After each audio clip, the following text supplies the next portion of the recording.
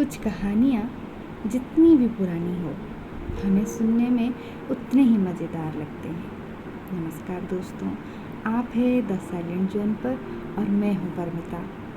आज सुनिए कहानियों की श्रृंखला में प्रेमचंद की प्रसिद्ध कहानी बड़े घर की बेटी।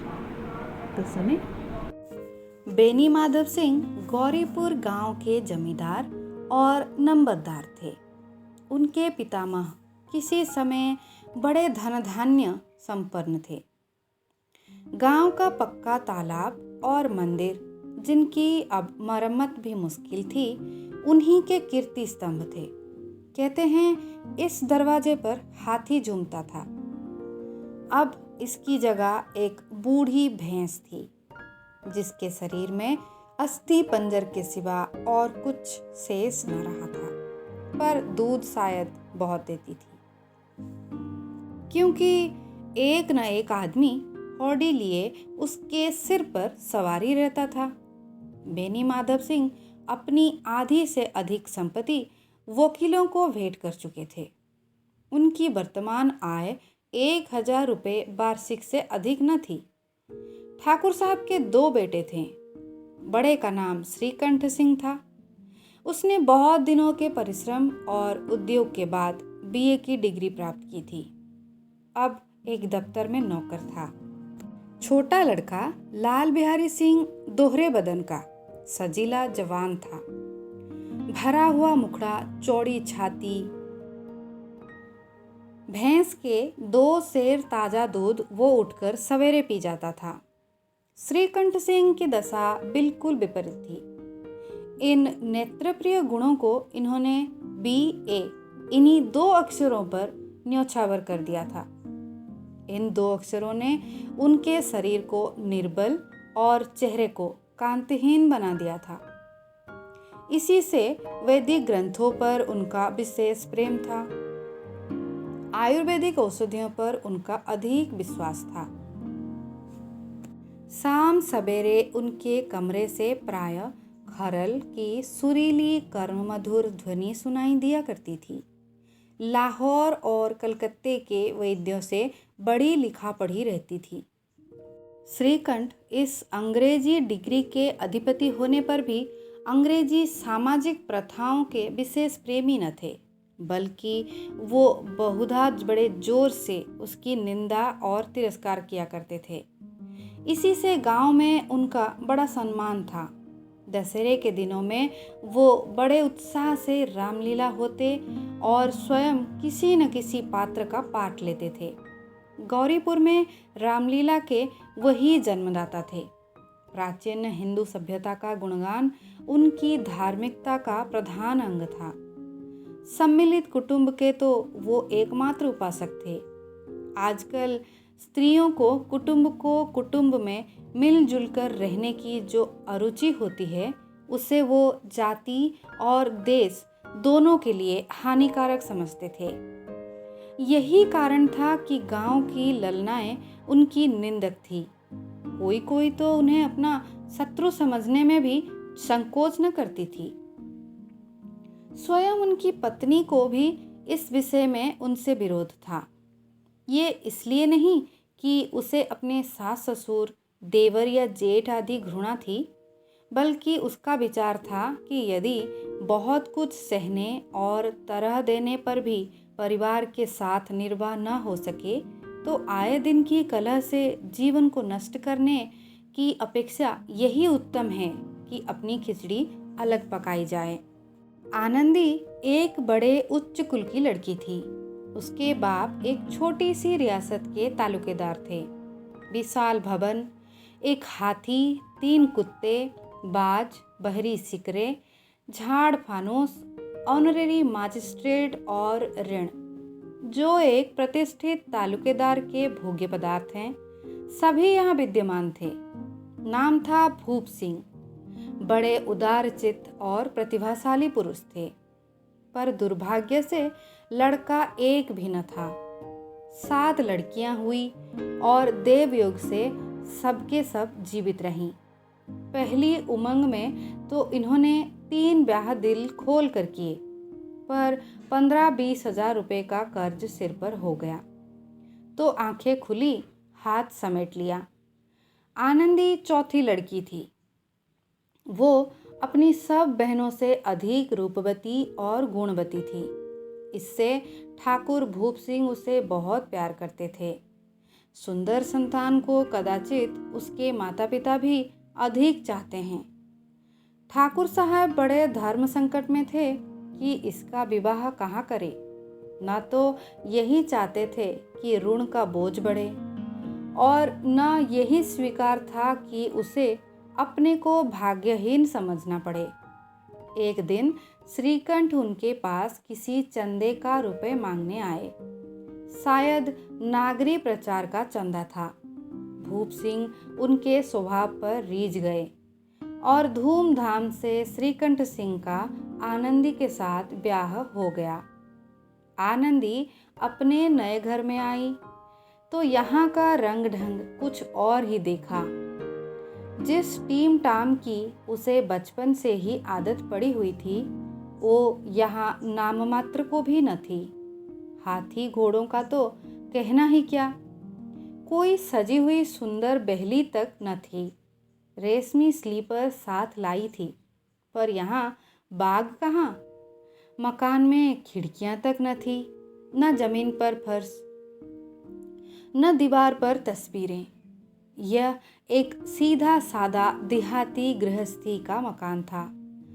किंतु आनंदी ने थोड़े ही दिनों में अपने को इस नए अवस्था के ऐसा अनुकूल बना लिया मानो उसने विलास के सामान कभी देखी ही न थे।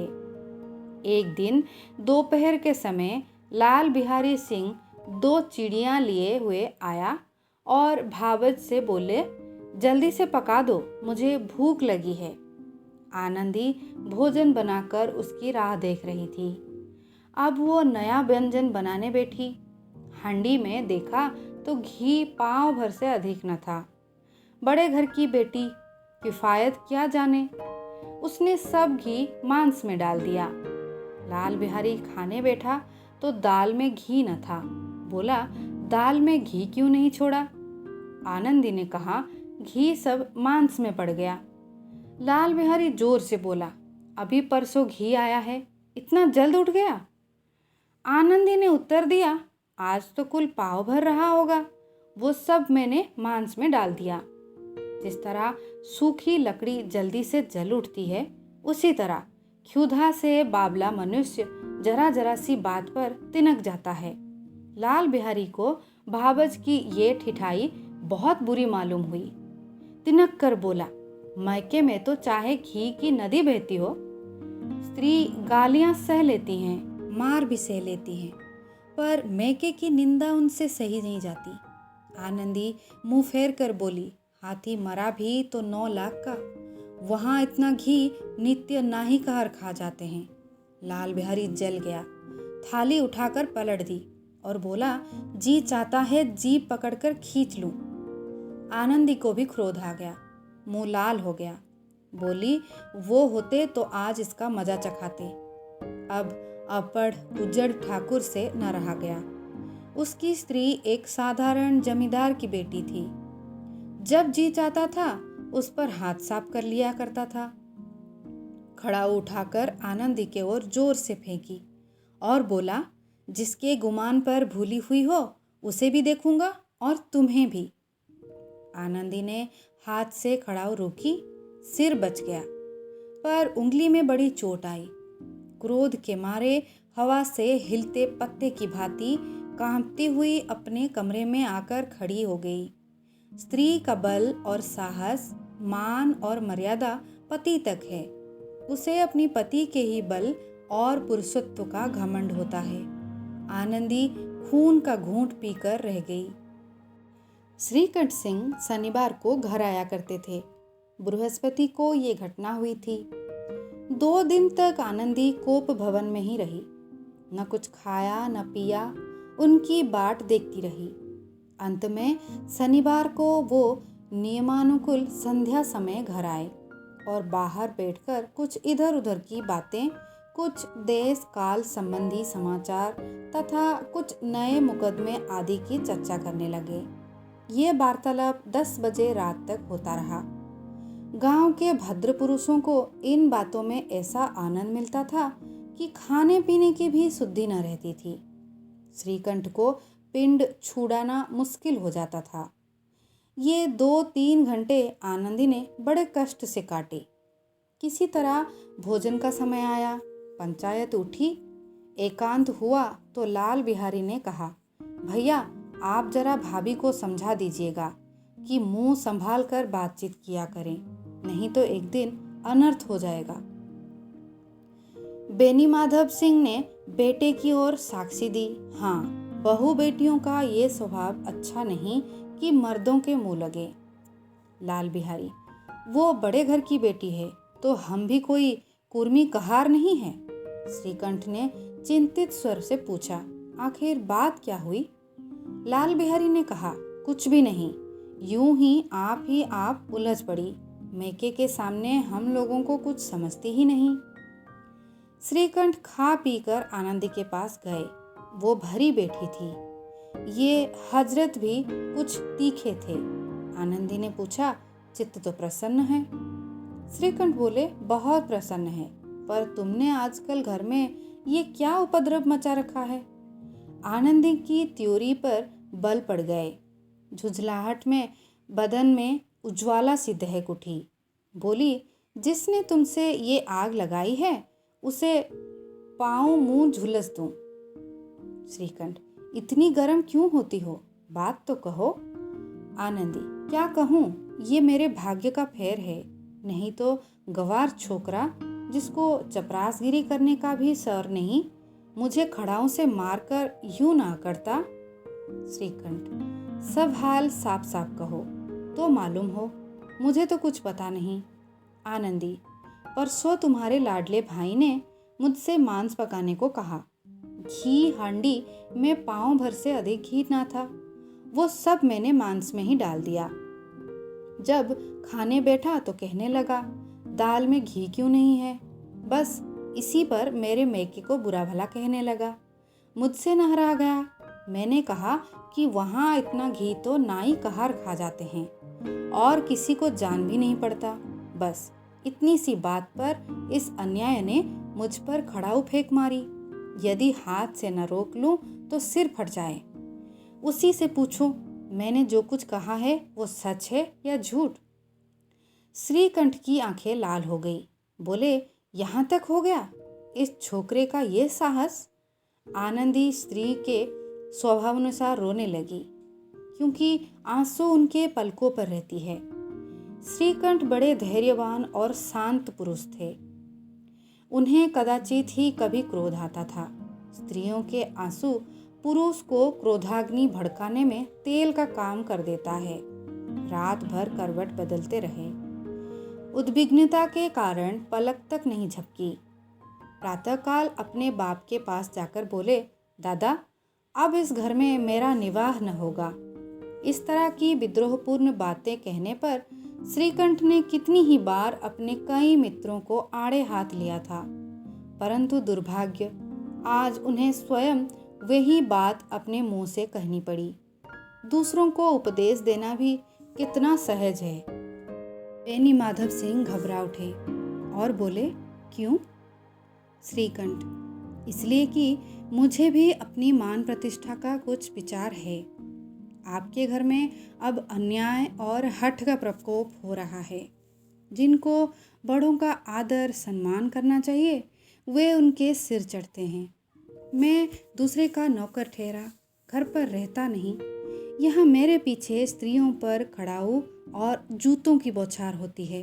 कड़ी बात तक चिंता नहीं, कोई एक की दो कह ले, वहाँ तक मैं सह सकता हूँ, किंतु ये कदापि नहीं हो सकता कि मेरे ऊपर लात घुसे पड़े और मैं दम न मारूं। बेनी माधव सिंह कुछ जवाब न दे सके। श्रीकंठ सदैव उनका आदर करते हैं। उनके ऐसे तेवर देखकर बूढ़ा ठाकुर अबाक रह गया। केवल इतना ही बोला, बेटा, तुम बुद्धिमान होकर ऐसी बातें करते हो? स्त्रियां इस तरह घर का नाश कर देती हैं। उनको बहुत सिर चढ़ाना अच्छा नहीं। श्रीकंठ, इतना मैं जानता हूँ, आपके आशीर्वाद से ऐसा मूर्ख नहीं हूँ।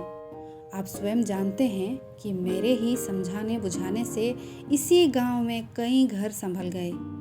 पर जिस स्त्री की मान प्रतिष्ठा का ईश्वर के दरबार में उत्तरदाता हूँ, उसके प्रति ऐसा घोर अन्याय और पशुवत व्यवहार मुझे असह्य है।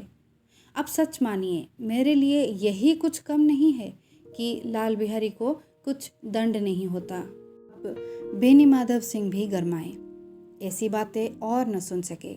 बोले, लाल बिहारी तुम्हारा भाई है, उससे जब कभी भूल चूक हो उसके कान पकड़ो। लेकिन श्रीकंठ, लाल बिहारी को मैं अब अपना भाई नहीं समझता।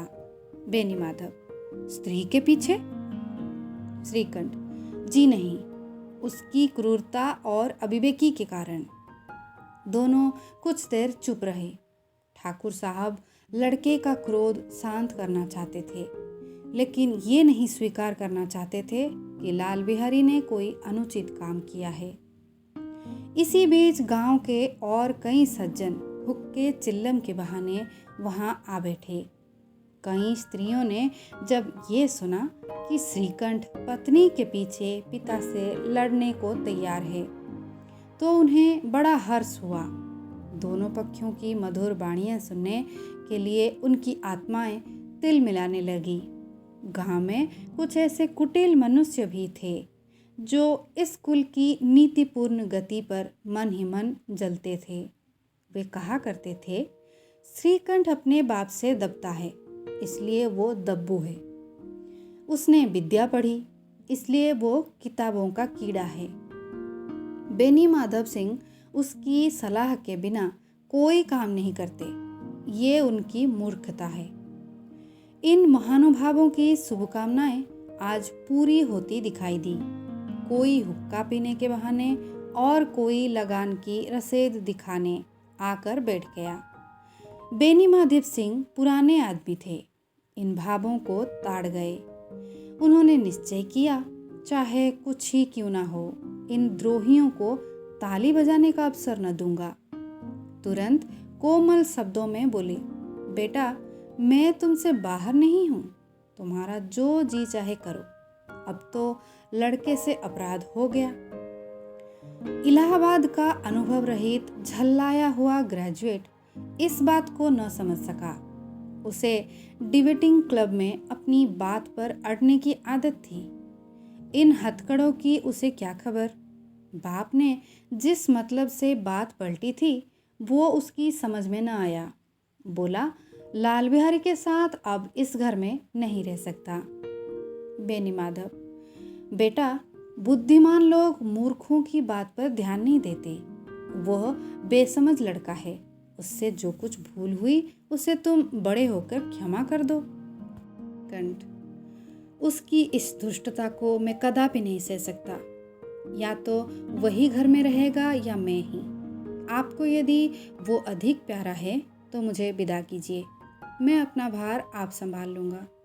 यदि मुझे रखना चाहते हैं तो उससे कहिए जहाँ चाहे चला जाए, बस ये मेरा अंतिम निश्चय है। लाल बिहारी सिंह दरवाजे की चौखट पर चुपचाप खड़ा बड़े भाई की बातें सुन रहा था। वो उनका बहुत आदर करता था। उसे कभी इतना साहस न हुआ था कि श्रीकंठ के सामने चारपाई पर बैठ जाए, हुक्का पी ले या पान खा ले। बाप का भी वो इतना मान न करता था। श्रीकंठ का भी उस पर हार्दिक स्नेह था। अपने होश में उन्होंने कभी उसे धुड़का तक न था। जब वो इलाहाबाद से आते तो उसके लिए कोई न कोई वस्तु अवश्य लाते। मुकद्दर की जोड़ी उन्होंने ही बनवा दी थी। पिछले साल जब अपने से ध्योड़े जवान को नागपंचमी के दिन दंगल में पछाड़ दिया तो उन्होंने पुलकित होकर अखाड़े में ही जाकर उसे गले लगा लिया था। 5 रुपए के पैसे लुटाए थे।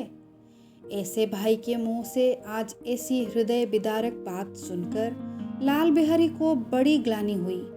वो फूट फूट कर रोने लगा। इसमें संदेह नहीं कि अपने किए पर पछता रहा था। भाई के आने से एक दिन पहले से उसकी छाती धड़कती थी कि देखूं भैया क्या कहते हैं। मैं उनके सम्मुख कैसे जाऊंगा, उनसे कैसे बोलूंगा, मेरी आंखें उनके सामने कैसे उठेगी। उसने समझा था कि भैया मुझे बुलाकर समझा देंगे। इस आशा के विपरीत आज उसने उन्हें निर्दयता की मूर्ति बने हुए देखा। वो मूर्ख था, परंतु उसका मन कहता था कि भैया मेरे साथ अन्याय कर रहे हैं। यदि श्रीकंठ उसे अकेले में बुलाकर 2-4 बातें कह देते, इतना ही नहीं 2-4 तमाचे भी लगा देते, तो कदाचित उसे इतना दुख ना होता।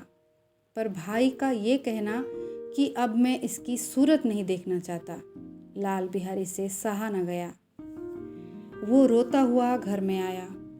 कोठरी में जाकर कपड़े पहने, आंखें पोंछी, जिसमें कोई ये न समझे कि रोता था।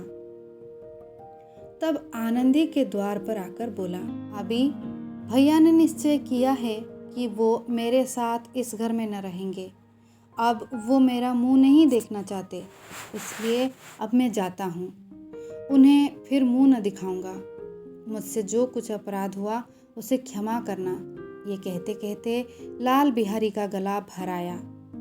जिस समय लाल बिहारी सिर झुकाए आनंदी के द्वार पर खड़ा था, उसी समय श्रीकंठ भी आंखें लाल किए बाहर से आए। भाई को खड़ा देखा तो घृणा से आंखें फेर ली और कतरा कर निकल गए, मानो उसकी परछाई से दूर भाग रहे हो। आनंदी ने लाल बिहारी की शिकायत तो की थी, लेकिन अब मन में पछता रही थी। वो स्वभाव से ही दयावती थी। उसे इसका तनिक भी ध्यान न था कि बात इतनी बढ़ जाएगी। वो मन में अपने पति पर झुंझला रही थी कि ये इतने गर्म क्यों होते हैं। उस पर यह भय भी लगा हुआ था कि कहीं मुझसे इलाहाबाद चलने को कहें तो कैसे क्या करूंगी। इस बीच में जब उसने लाल बिहारी को दरवाजे पर खड़े ये कहते सुना कि अब मैं जाता हूँ, मुझसे जो कुछ अपराध हुआ क्षमा करना, तो उसका रहा सहा क्रोध भी पानी हो गया। वो रोने लगी। मन का मैल धोने के लिए नयन जल से उपयुक्त और कोई वस्तु नहीं है। श्रीकंठ को देखकर आनंदी ने कहा, लाला बाहर खड़े बहुत रो रहे हैं। श्रीकंठ, तो मैं क्या करूं? आनंदी, भीतर बुला लो। मेरी जीभ में आग लगी, मैंने कहाँ से ये झगड़ा उठाया। श्रीकंठ, मैं न बुलाऊंगा। आनंदी, पछताओगे, उन्हें बहुत ग्लानि हो गई है, ऐसा न हो कहीं चल दे। श्रीकंठ उठे। इतने में लाल बिहारी ने फिर कहा, भाभी भैया से मेरा प्रणाम कह दो। वो मेरा मुंह नहीं देखना चाहते, इसलिए भी मैं अपना मुंह उन्हें नहीं दिखाऊंगा। लाल बिहारी इतना कहकर लौट पड़ा और शीघ्रता से दरवाजे की ओर बढ़ा। अंत में आनंदी कमरे से निकली और उसका हाथ पकड़ लिया। लाल बिहारी ने पीछे फिर कर देखा और आंखों में आंसू भरे बोला, मुझे जाने दो। आनंदी ने कहा, कहाँ जाते हो? लाल बिहारी, जहाँ कोई मेरा मुंह न देखे। आनंदी, मैं न जाने दूंगी। लाल बिहारी, मैं तुम लोगों के साथ रहने योग्य नहीं हूँ। आनंदी, तुम्हें मेरी सौगंध, अब एक पग भी आगे न बढ़ाना। लाल बिहारी, जब तक मुझे ये न मालूम हो जाए कि भैया का मन मेरी तरफ से साफ हो गया, तब तक मैं इस घर में कदापि न रहूँगा।